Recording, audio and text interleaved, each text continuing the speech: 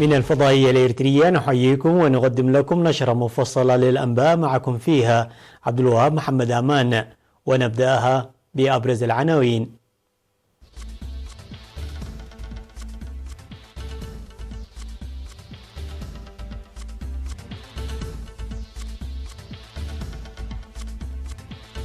رئيس الوزراء السوداني يزور إريتريا. عقد الندوة حول التمييز الجنسي. دورة تدريبية للرقابة البيئية. 26 قتيلا على الأقل في حادث تحطم طائرة بجمهورية الكونغو. أبو ظبي تستضيف مقر المهمة البحرية الأوروبية في الخليج. قتلى أثر عواصف وأمطار غزيرة اجتاحت جنوب فرنسا وشمال إيطاليا. أهلا بكم.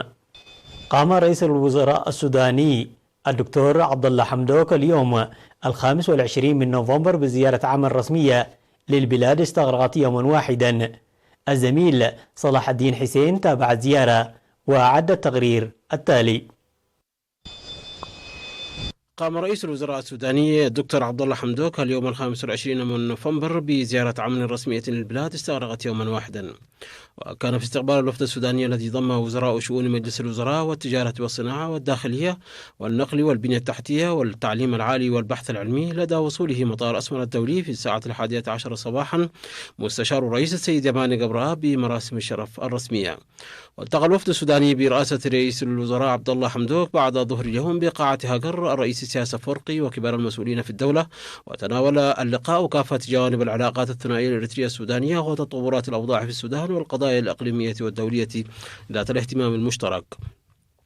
واتفق رئيس السياسة فورقي ورئيس الوزراء السوداني الدكتور عبد الله حمدوك في اللقاء المقلق للارتقاء بالعلاقات التعاون والشراكة بين البلدين إلى أعلى مستوى في الوقت الانتقالي الهام والحساس الذي يمر به السودان. ويشمل الاتفاق الجوانب الاقتصادية والتعليمية والصحية والقضايا الإقليمية بهدف تعزيز العلاقات التاريخية الطويلة بين شعبي البلدين.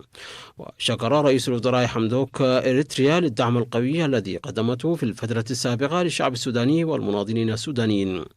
من جانبه أوضح رئيس السياسة فورقي وجوب العمل المستمر من الجانبين لنقل العلاقات الإريترية السودانية من الاتفاقات العامة إلى الاتفاقات والبرامج التفصيلية الملموسة. وقال رئيس الوزراء السوداني الدكتور عبد الله حمدوك لوكالة الأنباء الإريترية إن هدف الزيارة هو نقل العلاقات التاريخية الإريترية السودانية المبنية على القيم المشتركة إلى مرحلة تعاون جديدة، وتخدم اللقاءات مع رئيس السياسة فورقي والمسؤولين الآخرين هذا الغرض.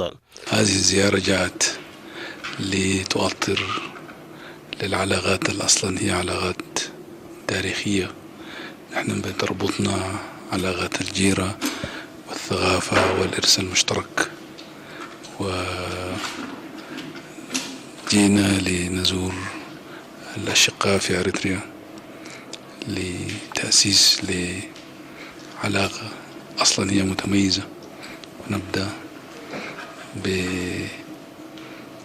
مع بداية الثورة في السودان لخلق مناخ جديد يسمح بتطوير هذه العلاقة لآفاق لا تحد حدود. هذا وقد عاد الوفد السوداني إلى بلاده في الساعة 4 عصرا مختتما زيارته لإريتريا والتي استغرقت يوما واحدا.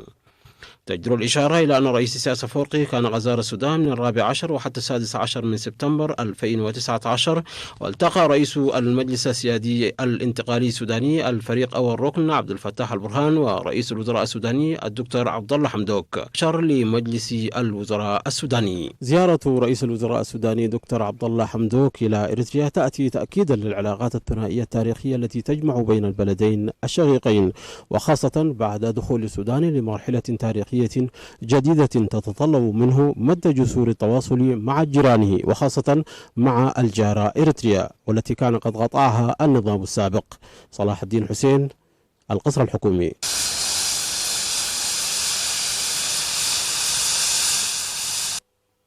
عقد الاتحاد الوطني للمرأة اليوم 25 من نوفمبر بأسمرة ندوة بمناسبة الذكرى 40 لتأسيس الاتحاد، وبعد حراك 16 يوما للمساواة الجنسية وضد التمييز الجنسي. حضر الندوة سكرتير الجبهة الشعبية للديمقراطية والعدالة السيد الأمين محمد سعيد، والوزراء والدبلوماسيين المعتمدين لدى الدولة ومندوبي منظمات الأمم المتحدة في إريتريا، وعضوات الاتحاد الوطني للمرأة والضيوف المدعوين. وقالت مسؤولة الإدارة والمالية في الاتحاد السيدة زايد مسفن في كلمة الاتحاد أن موحدة مكافحة كل أنواع التمييز ضد المرأة التي صادرت عليها الجمعية العمومية للأمم المتحدة عام 1979 قامت بها الجبهة الشعبية بتأسيس الاتحاد الوطني، وعملت لضمان تحقيق تطور المرأة ومشاركتها والمساواة الجنسية في الوقت الذي كانت إريتريا تخوض النضال التحرري، ودفعت بها بقوة بعد الاستقلال لتحقيق إنجازات كبيرة. وأوضحت بأن المساواة حققت تطورا ملحوظا في إريتريا في الكثير من المجالات، وقد وصلت المشاركة في التعليم عامة أكثر من 45%، وتأمين الاستفادة من الأراضي بالقانون والتطبيق، وارتفاع مشاركة المرأة في السلطة السياسية والأهلية عامة إلى 34%. من جانبها أشارت منسقة مكاتب الأمم المتحدة في إريتريا السيدة شاهين نوفر بنضالات الحكومة الإريترية إيمانا منها بعدم تحقيق العدالة الاجتماعية دون المساواة الجنسية عامة، والانتصارات الكبيرة التي تحققت لمحاربة ختان الإناث وزواج القاصرات خاصة. وبحثت الندوة تأثير العنف الجسدي والنفسي على المرأة والقوانين الموضوعة لمكافحته في إريتريا.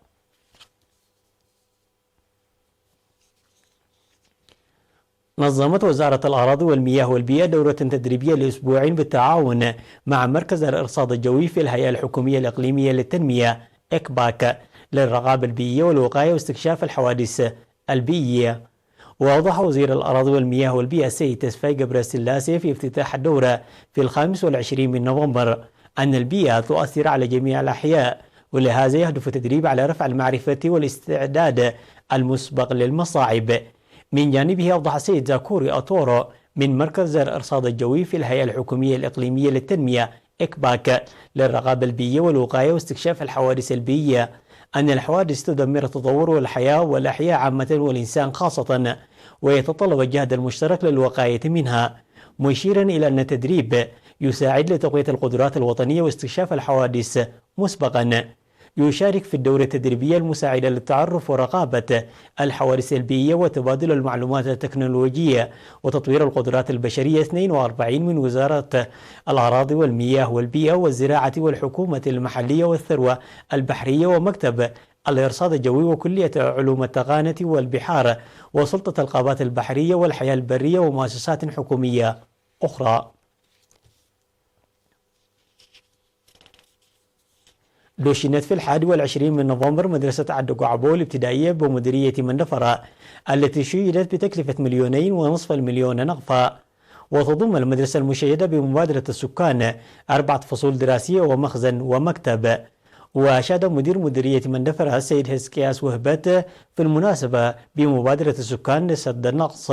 من جانبه أوضح الأستاذ جرز جهير تولي من مكتب التعليم في الإقليم الجنوبي وجود أطفال قاطعوا التعليم لبعد المدارس في المديرية، وستساهم المدرسة للتخفيف من المشكلة. وكان سكان عدو عبو قد شيدوا من قبل حفيرا بجمع مبلغ 1,500,000 نقفة لحل نقص المياه. وتبعد عدو عبو مسافة حوالي 13 كيلومترا إلى الشمال الغربي من مندفرة. فتحت شركة حارات للمواصلات العامة خطا جديدا بين أسمرة والدبر عدهنس بمديرية لقوة عنسبة. وفي مناسبة تدشين الخط الجديد في ضاحية درب عدهنس أوضح مسؤول العمليات في الشركة السيد نوغوسي جبريز جابيهير أن الحافلة المخطط للقيام للخط ستقدم خدمات يومية منتظمة. ودعا مدير مديرية لقوة عنسبة السيد إبراهيم حقوس لصيانة مستمرة للطريق لضمان استمرارية خدمات المواصلات. وأكد السكان بأنهم كانوا عرضة لدفع مبلغ 200 نقفة لتذكرة السفر في الحافلات الخاصة، مشيدين بشركة حارات لحل مشكلتهم.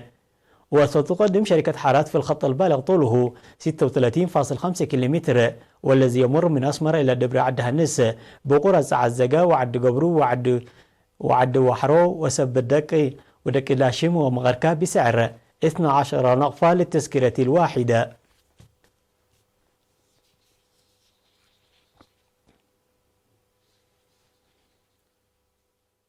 فاصل قصير ونعود لتقديم الأخبار العالمية، تفضلوا بالبقاء معنا.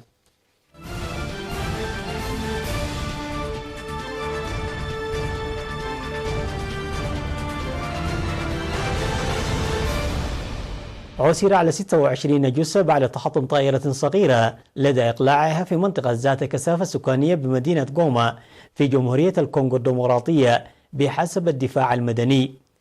وقال المنسق في خدمات الدفاع المدني جوزيف ماكوندي إن عدد الجثث التي عثر عليها بلغ 23، وكانت الطائرة تابعة لشركة بيزي باي متوجهة إلى بيني الواقع على بعد 350 كيلومترا شمال غوما عندما تحطمت في منطقة سكانية قرب المطار في شرق البلاد. واستبعد المسؤول في مطار وجود أي ناجين ممن كانوا على متن الطائرة. ولدى شركة الطيران حديثة العهد 3 طائرات تستخدم لوجهات في ولاية شمال كيفو. وتحدث أحد عمال الصيانة التابعين للشركة الذي كان في الموقع عن وجود مشكلة تقنية في الطائرة، ولم يتضح بعد عدد الضحايا الذين كانوا في موقع تحطم الطائرة.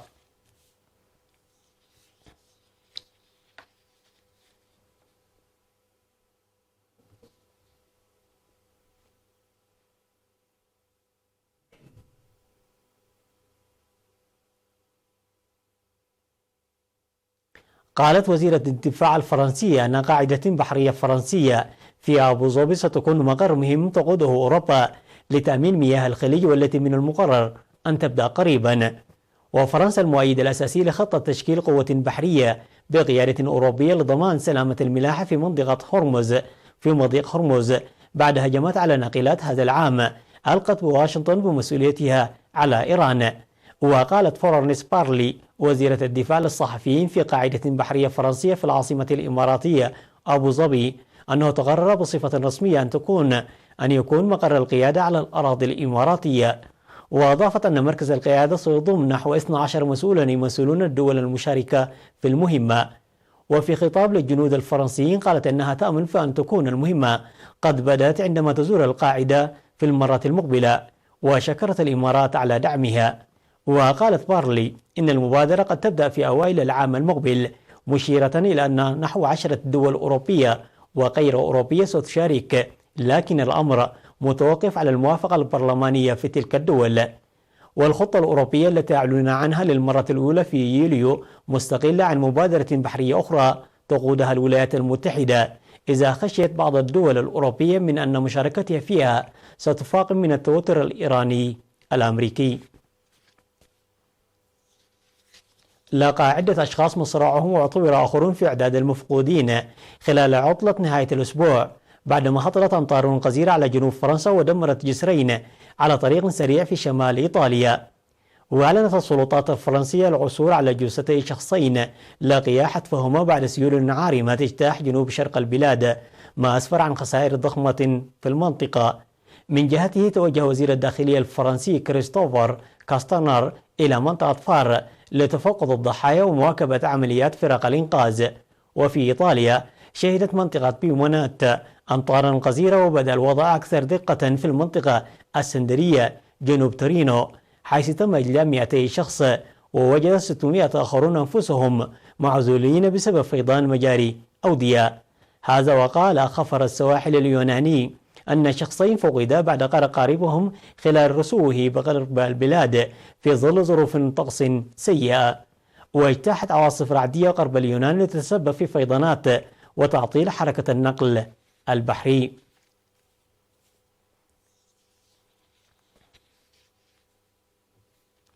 كريستيان تشيني طبيب فرنسي يبلغ من العمر 98 عاما ولا زال يمارس وظيفته المتمثلة في الكشف عن المرضى وعلاجهم وإجراء عمليات جراحية في ضواحي العاصمة باريس. بدأ شيني عمله في العام 1951 ولم يتوقف عن ممارسة مهامه منذ ذلك الحين، وهو يرفض بشدة أن يصنف في إطار كبار السن أو المتقاعدين، لأنه ببساطة يحب عمله ولا يريد أن يشعره التقاعد بالكسل.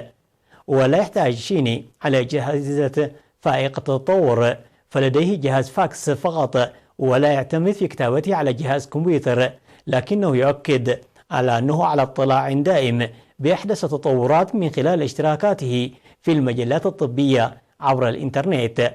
ويقول إن العديد من مرضاه يكافحون من أجل الحصول على مواعيد طبية في ضاحية شيفولورو التي تضم 3 أطباء لأكثر من 19 نسمة، لذا فهم يصطفون في وقت مبكر أمام عيادته للعلاج، ووعد برؤية أول 20 مريضا يسجلون أنفسهم في الورقة المخصصة لكتابة الأسماء في مكتب الاستقبال. انتهت النشرة، نشكر لكم حسن المتابعة والمشاهدة، وإلى اللقاء.